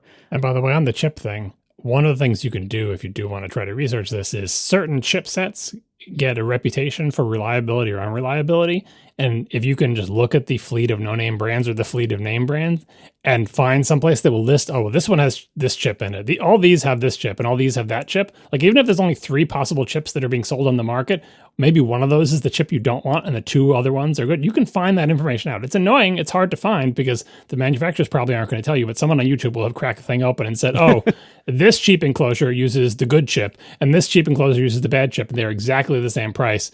You wouldn't know this unless you found the review. Like that's why it just feels like rolling dice sometimes because you don't know. Like it's not even a cost difference between these cheap controllers. Just sometimes there's good ones and bad ones, or sometimes there's controllers that like macOS likes and has a good driver for, and ones where macOS has a cruddy controller. Like it's not even always the drive's fault. So that's one thing you can do if you really want to dig into it. Yeah. One other thing about Thunderbolt though, Thunderbolt is a higher end spec. It has more requirements. A long time ago at some media briefing, I was talking to Greg Jaws about, I believe I was complaining about USB-C back in the bad old days of the MacBook Pros with the touch bars and everything. And one thing that Jaws said has stuck with me. He said like Thunderbolt hubs and Thunderbolt devices are held to a way higher standard than USB devices because every Thunderbolt device has to be certified and it goes through a more rigorous process than most USB devices do. Now, again, that was many years ago. I don't know, to what degree that is still true, but I have so far, like in my computing life, I've had some flaky USB devices. I've never had a flaky Thunderbolt device. They've all been rock solid. Now, there are downsides. In addition to them costing usually at least 3 times as much as the USB equivalent, they also, they tend to, use more power. They, there's almost nothing that's Thunderbolt bus powered. Like it's, you're looking at external power supplies much of the time. Usually Thunderbolt chips are bigger and hotter. So the Thunderbolt, even something as simple as like a drive enclosure, that's going to have a big hot Thunderbolt bridge chip in it probably. And so that whole thing is going to be hotter and maybe it'll need a fan or at least it'll just be sitting there like melting your desk. By the way, my 1 terabyte external Thunderbolt drive is bus powered. Does not have a fan. It does get hot. Yeah, because they get hot. Anyway, so Thunderbolt stuff, it is better, but it is also so much more expensive that for most people and most needs, it's not worth it. I find Thunderbolt is best for hubs. Like if you want to have a port expander that you're plugging your laptop into with one cable and you want a bunch of ports that are going to be reliable, Thunderbolt's great for that. For just like an external SSD, my needs don't need external SSDs to be massively fast. I'm mostly using them again in like a time machine or an archive context. So I just need my SSDs, my external SSDs to be large in capacity. I need like the 4 terabyte, the 8 terabyte, and so space is more important than performance. So I just go USB on those, and it's been fine. Thunderbolt would have been even more expensive than they already were, and it's just not worth it for me. But again, for hubs, definitely worth it. And my backup drive, like my 8 terabyte SSD, is connected with SATA. Oh my God. Because it's internal, but like somewhere in there is some crappy ancient old chip that is translating whatever that SSD is so it can speak SATA to the internal SATA bus on my Mac, which is not a thing that most people have to worry about. But like that drives home the point that for things like backup drives or like clone drives or time machine drives, if you want them to be SSDs, don't worry so much about the bus speed because it's just running in the background at low priority tasks and slowly siphoning bits over. And the main advantage to it being SSD is the fact that it doesn't make noise. Yeah, the actual like protocol maximum speed for drives doesn't really matter to almost anyone, almost any of the time. So yeah, get the USB one; it'll be fine. It's funny, you were talking about Thunderbolt hubs. Just earlier today, the CalDigit TS5 Plus is in stock enough that they're letting you order them from CalDigit directly. And so I have placed my order for my $500 Thunderbolt hub. Your dock costs as much as your computer if you have a Mac Mini. Yeah, seriously. But I'm excited to have it. So I have an M3 Max, so I don't have Thunderbolt 5. I don't have Thunderbolt 5, but as far as I can tell, this should still work. It just won't be as quick. And I'm very excited to have an onboard 10 gigabit Ethernet port because the one on the TS4 that I have is 2.5 gig. And honest to goodness, maybe this is not a placebo, but maybe I'm convincing myself of something that really isn't true. But I feel like when I'm moving video files like onto or off of the Synology, it is noticeably quicker. I mean, it's 2.5 times quicker to do that with the existing Thunderbolt 4. Now that I have hardware, my Ubiquiti hardware that supports, faster than gigabit Ethernet. And so I can only imagine how amazing it's going to be to have 10 gigabit Ethernet, because I already put a daughter board, I think we talked about this, put a daughter board in the Synology to have a 10 gigabit Ethernet port in that. And then now in a few weeks when this ships, I'll have 10 gigabit Ethernet on my desk. And I am very, very excited. All right, Patrick Harms writes, I remember Marco talking about block storage or iSCSI for something similar he experimented with to increase the internal storage on his Mac. What I want to achieve is reliable protected storage on a NAS, Unraid, or TrueNAS that can be used most efficiently by the Mac, single user only, for storing the photo library or bigger files. The connection, speaking of, is 10 gigabit Ethernet between both devices. I found this post on Reddit describing a workaround with a mounted disk image on an SMB share. Any advice? So what I used iSCSI for was to get around a limitation of Backblaze, or a feature of Backblaze. So Backblaze, the online cloud backup that they've been a sponsor before, they're still my preferred cloud backup provider. And Backblaze will back up at no additional charge any external drives that are connected to the Mac. I had gotten this huge Synology NAS a million years ago with everybody else on the show, and and I was looking for a way to let me have cloud storage of what I think it was something like 8 or 12 terabytes of archive data, without having that be directly connected to my computer in the form of an external drive. I wanted the NAS to be doing that. And so I did, and I went through two. So iSCSI is not natively supported by macOS. You have to buy an iSCSI initiator software. I went through two of them. I believe the last one was the Atto Extend SAN family. I think that's still the only one that works. I could be wrong. This is terrible Mac software. Like the iSCSI initiating process is horrendous, and what you get is what you expect it to be. Like, it behaves like a disk directly connected. However, the NAS can't see it, because what you're doing is you're having the Mac have its own file system, its own block storage abstraction. So all those files that are on that giant share being hosted by the NAS doesn't see it as files. The NAS sees it as a volume of a format it doesn't understand. Oh, I don't think I knew that. That's fascinating. So it removes a lot of the reason to have a NAS, because its applications can't really interact with the contents of that drive. So it's fairly limiting. Again, the software on the Mac is terrible. It did work, and Backblaze did happily back it up as though it was an external drive, but I feel like pretty much any other solution would be better. So in this case, having some kind of mounted disk image on what's otherwise just a regular file share, that's probably not going to be as fast for the Mac. There might be more overhead in terms of shuffling those blocks back and forth and into the disk image, but that's probably the better approach. I disagree with that. I think that would be much worse, because I think any Mac application that sees your iSCSI initiated NAS storage thing as just a volume, that's going to work the way it expects, because you formatted it in, at the time, probably HFS Plus or whatever it was. It's just treating it like a drive, and it works like a drive. And it, any kind of thing that's you need to have you boot it off your internal drive for Apple Intelligence, or photo libraries can only be on a volume of this type or whatever. It's straightforward. Now, you can make a disk image formatted in any format you want, but it's not. It's a disk image. There's all sorts of stuff going on behind the scenes to make that work, that especially when it comes to things like file locking and the atomicness, whatever the word is, of operations in the file system. All of that can potentially change when dealing with disk images. So I would absolutely recommend against taking a disk image, putting it on a NAS, and mounting that disk image on your Mac, and then putting your photo library on it. That stack of things is not a good idea. If you're not putting your photo library on it, and you just want to have a disk image on your NAS and put files in it, that should work, but it's an incredibly inefficient use of your NAS.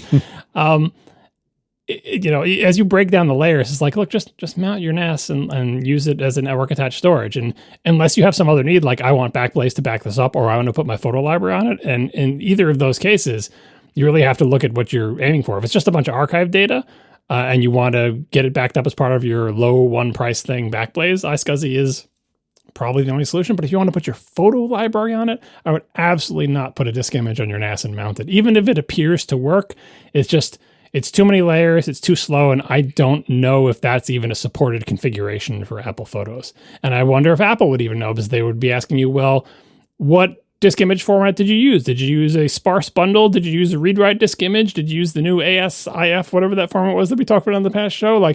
And then how is it mounted? And what are the Samba options on the serving side and on the client side? And what version of macOS you were doing? Too many questions for something as important as a photo library. Then finally for today, Matt Jorgensen writes, my son recently graduated with a degree in computer science. What do you recommend for new graduates looking for their first job? Well, first of all, congratulations.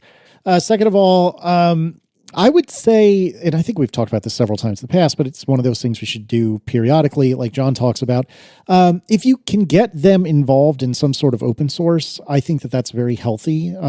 Either that could be open sourcing their own thing. It could be participating in bug fixes or features in some other open source project. That especially I think would be great, because that teaches you a lot about working with other people, working with other people's code, and so on and so forth. So I think the first thing I would look at is getting involved in some sort of open source and trying to make a name for yourself within a project. Be more than just an anonymous lurker in some project, and see if that can help. So my advice is probably more general and not as specific as Casey's was. If you're just graduated with a computer science degree and you have any interest whatsoever in being involved in any kind of startup or leading edge technology, or be one of a few number of people in a small company with a lot of responsibility, now is the time to do it when you're young. If you don't have any interest in that, don't do it.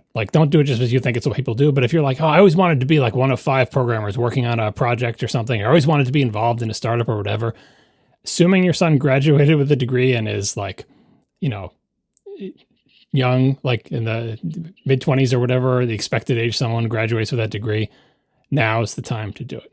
Because it will only get harder to do that. And also, having a job like that early in your career where you are one of a small number of people will force you to learn how to do a whole bunch of stuff. And that will make you a much more valuable employee when you get tired of the startup world, or when you want to go in a company that's not going to go under later. You will have so much more real world experience and knowledge than people who went to work for IBM right out of school. Not to throw IBM under the bus, but went to work for some big company. Because when you go for a big company, you do learn things on the job, but it's a much more stable environment where what's expected of you, you don't go in there and it's now you have 17 jobs and you got to do all these things and you got to learn them all now. It's going to be more sustainably paced, let's say, but you will learn less. It will take you longer, or your skills will be more narrow because there's 75,000 other people who do their own specialized jobs. This is not to say that do startups when you're young because that's the time to burn you out. You shouldn't have burnout even when you're young. But what I am saying is if you're in a company with a small number of people, it can still be a healthy work environment. And also you will still be required to learn how to do way more jobs because there's just not enough people. So someone's got to figure out how to administer this Linux machine. Congratulations, you're the sysadmin now. Someone's got to learn this new API or this new language. Congratulations, it's you and one other person. You will learn so much and you will be battle tested. And when your company inevitably goes under, because that's what happens to most startups, when you apply for that job, let's say at Apple or Google or whatever, you should look a lot better than the other candidates because you will actually literally know how to do more stuff. Also, just money-wise, a pretty good career strategy is go work in the startup scene and get as many shares of as many companies as you can. Because, over time, some of those will end up being worth money. Not all of them, maybe not even most of them. Or in my case, none of them. But the way venture capital works is VCs make a whole bunch of very risky bets, and they tend to come out ahead because a few of them pay off big. You can do that as an employee, getting shares along the way. You're playing your own version of that game. So if you work for a startup, the smaller and earlier the startup, the more shares that you will get and the more they will be worth over time as a percentage of the entire company. Then, secondly, once you are in the startup scene in your city or in your part of the industry, When one startup dissolves, you tend to get picked up by other ones, or it tends to be easier for you to stay in that community because startup founders and their investors all talk to each other. And so they know, like, oh, hey, this startup just collapsed over there, but oh, they had a really good CTO. I'm going to try to hire them or whatever. Like there's this whole network that you get by being in the startup scene that like people in your city will know you. And so even if a particular job ends up going under or not working out that well, usually it's easier for you to get more because you are in that like social clique, really. And obviously it depends, like, what city you are in, like what region, what part of the industry are you in? That all matters, but it's like so many other professions, it's very much based on who you know and what your track record is. And the startup scene is small, and they talk a lot, and their investors talk a lot. It worked out well for me, but a lot of that was luck, obviously. But like, I didn't just have shares in Tumblr; I had shares in a few different things, and not all of them worked. Some of them I lost money. Most of them I came out ahead. Or at least it was like a push, So make a lot of bets, and I know a lot of it. This isn't just me. I know a lot of people who have done this. Like, work for startups, see what you can see. How much little slices of equity you can get. And I'm not saying don't also work for a salary. Everyone there is getting a salary. That's what the investors' money is for. So so get your salary and also get as many shares as you can. Place a lot of bets on those tables, so to speak, and chances are one of them will pay off eventually, or more than one. And that's a nice way to get a lot of bonus money, and that's very much a good path when you are young, because like John was saying, you can take more risks when you're young. Startup founders also tend to be young, and there is insane ageism in this industry. So by the time you're in your 40s, startups won't hire you anyway. That's terrible, but it's the reality. It shouldn't be that way, but it is that way. So while you're young, go play that game, collect your shares, and see what happens later in life as a result. You can always go work for the big tech companies later, but the startups are very much a young person's game. And then finally, I would say, for you to stand out when looking at employers, or when having employers look at you, one way to do that is to be in their boys club. So, if you are also like a Stanford graduate or whatever, I don't know. I was not any of those things, so I couldn't play that game. The version of the game I played was I cared a lot and I could program. Now, I don't mean I was a great programmer. I wasn't, and I'm still not. I meant I can program, period. You'd be surprised if you haven't seen the applicant pool for a programming job out there. And if you haven't interviewed programming job candidates, you may be surprised how relatively few of them both care and can program.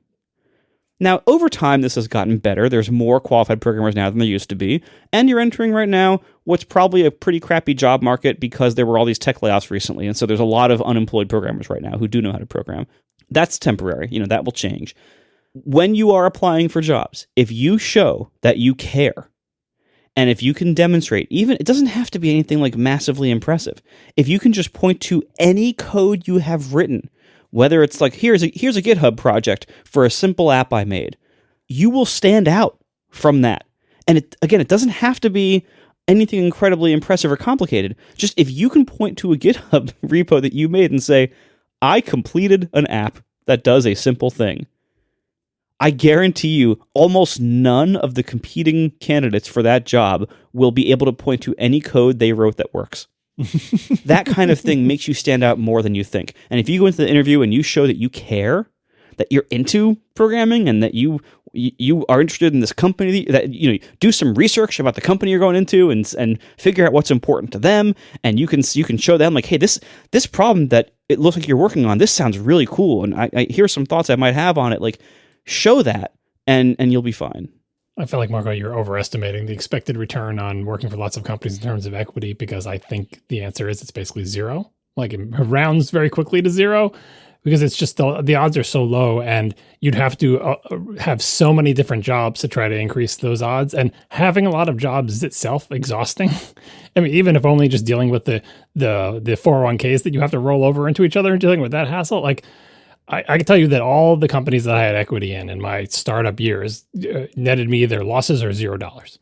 The only company that gave me any equity that was ever worth anything was my very last job before I quit to do this podcast. And that was a job that I got when I was in my 40s for a very established, very big non-startup company that, and my equity wasn't worth that much, but it was worth more than zero or more than negative. So I think that's the expected experience. Not saying you shouldn't do it. Like, by all means do it, but like, it can be exhausting to try to I got to put lots of bets down, because then you're just having a lot of jobs. And on the flip side of this, on the non-startup side, that's why I preface this by saying, if you're interested in this, if you're not interested in that world and don't want to be in it at all and just want to get a good established job, you can do that and it's fine. And I would actually recommend that to a lot of people. It's what I hope my children do. I hope they don't go into the startup world. I hope they just get a job with a big established company. But if you do that, my advice to someone applying to Apple or Amazon or Google or something is what your goal should be when getting that job, especially if you're just out of school, is you need to learn how to be a worker, essentially. Learn how to be an employee, learn how to be on a team. You're going to be learning how to interact with people and work as a team to accomplish a goal. And this sounds dumb and you think you did it all. We had group projects in school. It's exactly the same thing. It's not. That's the main skill that you should concentrate on learning. I know you're thinking about, what kind of programming things do I need to know to get past the interview? And that's all true and everything. And what am I going to do in my job or whatever? But the main thing you're going to do in your job, I almost guarantee for the first 5 to 10 years, is learn how to be an employee. Learn how to be a coworker, learn how to work in a team, learn how to be successful in that environment. Success defined as learning how to accomplish the goals set before you as a team, which sounds so dumb and simple, but it is literally the hardest thing. And they don't teach it that in college and they don't teach it that in high school, really. They try to give you group projects. They try to have that one course about teaching you agile methodology or something. That's not it's not it, right? It is a social skill that is integral to being successful in big companies with lots of people working as a team. In a startup, you can get away with being just a renegade lone wolf and doing your own thing and having 50 jobs and everything's all crazy anyway and whatever. That's the environment where you can get away with that. That's the environment where you can, flourish without those skills. But you go work for a big company, no one wants that person there. They need someone who can work as a team together on goals that are agreed upon. It's a totally different environment. And as you get older, you're not going to want to work in those chaotic startup type things. You're going to want to work for one of those wealthy companies that can afford to give you a good salary and good vacation and good benefits and a stable job and everything. And those companies require you to be a good employee and worker. And again, in all these cases, this is the main thing I'm going to hammer home to all my children once they get out into the real job market. Do not let the job exploit you. Don't let it burn you out. There's all sorts of things you have to be wary of because your employer is not there to take care of you or to love you or to make sure your life is great. So you have to be on the lookout for this all the time. But also, you have to learn how to be a worker in these big companies. And so, the ideal thing is if you really, really want to do startups, do them when you're young and then transition over. But when you make that transition over to the big companies, you're still going to have to learn all that stuff about how to work as a team, how to work together, how to work in a more professional environment. And I've seen a lot of people have very long careers and really struggle with that transition to a big company, or maybe they start off in big companies and just never learned how to work with people and they don't succeed as much. So there you go. That's new computer science graduate employee advice 2025. One more rebuttal of John's, being down on getting a bunch of bets. When I say place a bunch of bets, I'm not saying change jobs every 6 months. I'm saying change jobs every few years, like the way most people in tech do. That's not enough bets then. Well, to change the odds from zero. Well, but it matters, obviously, what bets you take. You can't necessarily know ahead of time what will pay off, but you can be in areas that are more or less likely to pay off. Typically, the way it has gone for the last 30 years in tech is if you want a higher chance of building meaningful wealth from stock shares and stuff in early companies, the earlier you're in the company, the better. The bigger role you have, the better, obviously. But also, what area of the industry the company is in and what phase that's in its maturity matters a lot. You want to be in a part of the industry that is young and experiencing a whole bunch of growth and change and flux. So, obviously, when I started with Tumblr in 2006, that was consumer web apps. That was very much still a big thing then. Later on, iPhone apps, mobile apps have come in. Now that area is AI. if you want to maximize your odds, try to get into an AI startup. That's where all the action is. If you're listening to this for some reason 5 or 10 years from now, that answer might be different. And you got to look around, like, where is the action in the industry right now? What is like new and growing and changing and in lots of flux? Go there and get some bets placed on that table, and your odds are not too bad that, like, but one of those could work out pretty well. Instead of 0, they're 0.00001. I think you'd be surprised. And again, place a few bets and see what happens. And the whole time get salaries anyway. and then you aren't out any money, so to speak. But it's not a bad strategy. And again, like, those people will all then promote you to the other startups in that community. So if you show that you're a great programmer, or even just a good worker who like does their job and and is not like causing problems for people, 2 or 3 years from now, you're looking for a job, and your old boss might be a good referral to tell some new company that they're friends with, like, oh yeah, I know this person. They're a really good programmer. That works in big companies too, by the way. That's just the general advice on, and when you have any kind of job, is your next job will probably come from somebody you knew at your first job, or like 1 or 2 degrees separated. So even if you go work for a big company right out of school, it's another reason to learn how to be a good worker, is because some person that you work with is going to be at some new company, and that's the way to get your foot in the door there. You decide you don't like this company, you want to go to a different one, you get laid off, whatever, you're looking for another job, you need that leg up. It's who you know, and it's what they think of you. If they know you but hated your guts, probably not going to hire you. Yeah, maybe don't ask them for a reference. All right. Also, authority is taken, not given. All right. Thank you very much for listening, everybody. Our sponsors this episode were Squarespace and DeleteMe, and you can, of course, sponsor us directly by becoming a member. Thank you to our members as well. One of the many perks of membership is ATP Overtime, our weekly bonus topic. This week in Overtime, we're going to be talking about Apple's newest App Store changes for the EU. If these are even still the current ones by the time this episode is released in a few days, we'll find out. You can hear us talk about that in Overtime and many other member perks by joining us at atp.fm/join. Thanks, everybody, and we'll talk to you next week. Now the show is over. They didn't even mean to begin, 'cause it was accidental. Oh, it was accidental.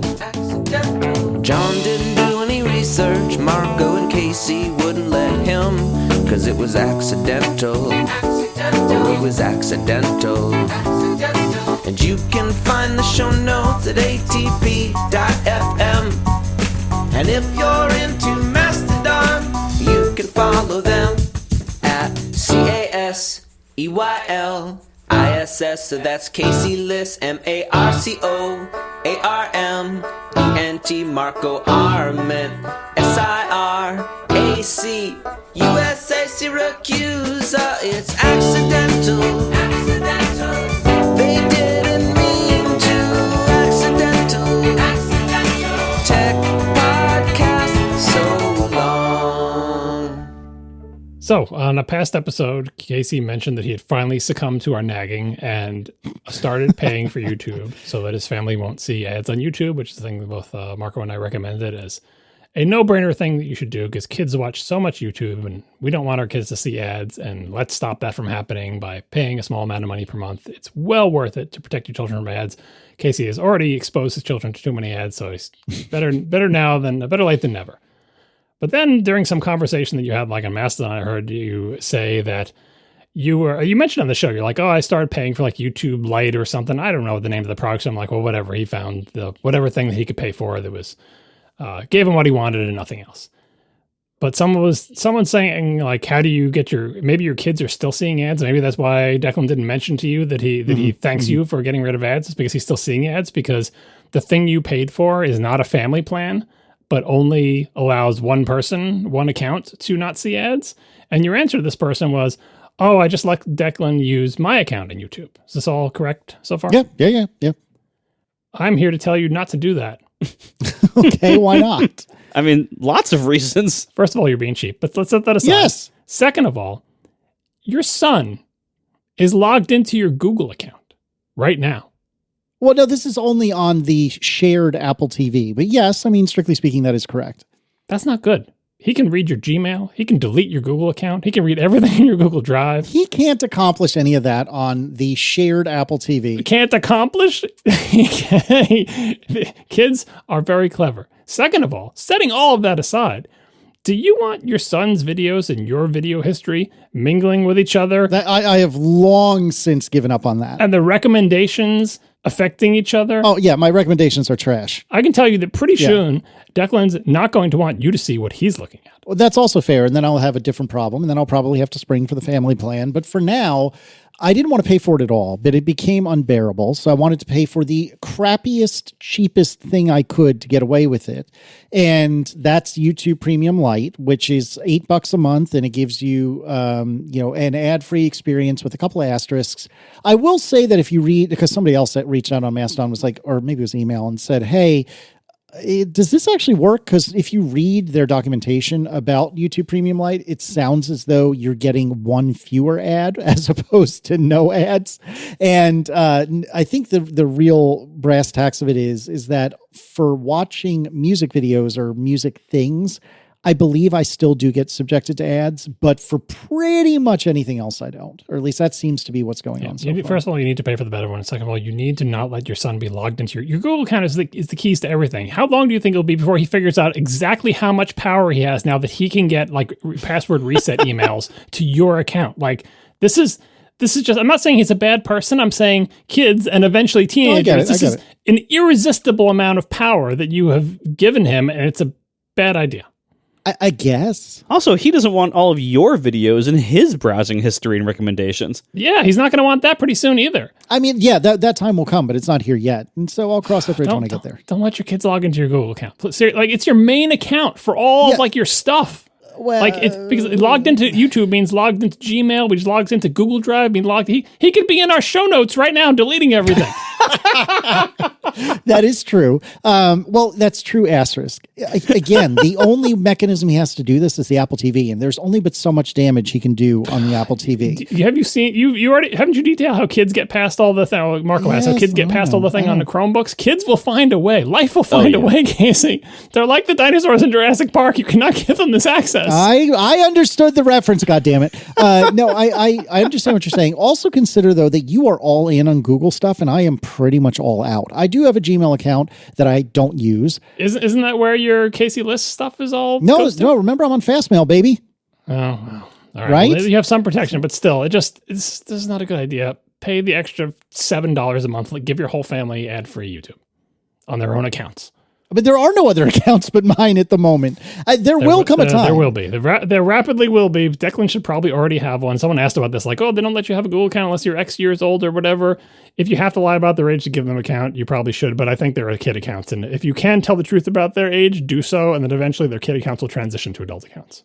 Yeah, my son recently turned 23, according to Google, because he has a...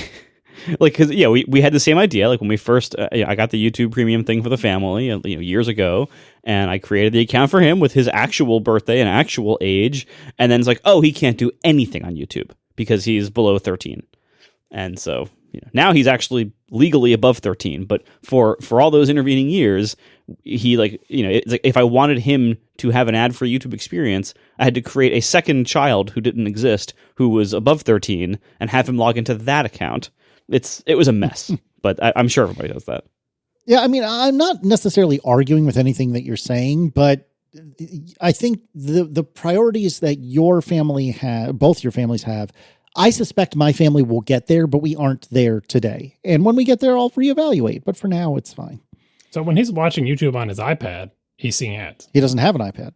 Well, he doesn't have any kind of computing device. Doesn't have a phone. Doesn't have an iPad. He currently has.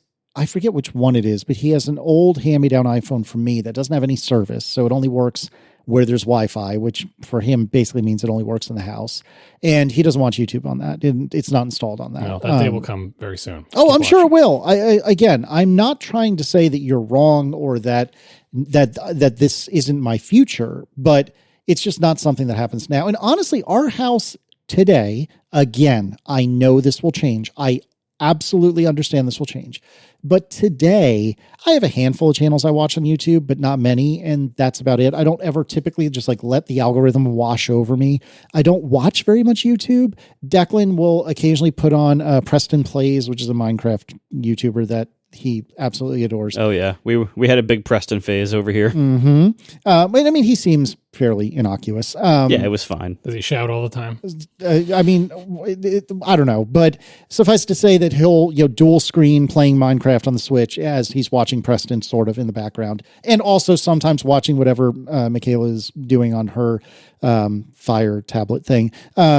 But right now, Aaron never watches YouTube pretty much ever. So again, it's not a priority for us today. I cannot stress enough because I can hear the feedback emails flooding in. I understand this is my future. I get that, but it's not my present. Well, don't make this like the glass of water repositioning episode. I understand what you're saying. It was a warning that was not relevant at the time, but became relevant. So very, very similar.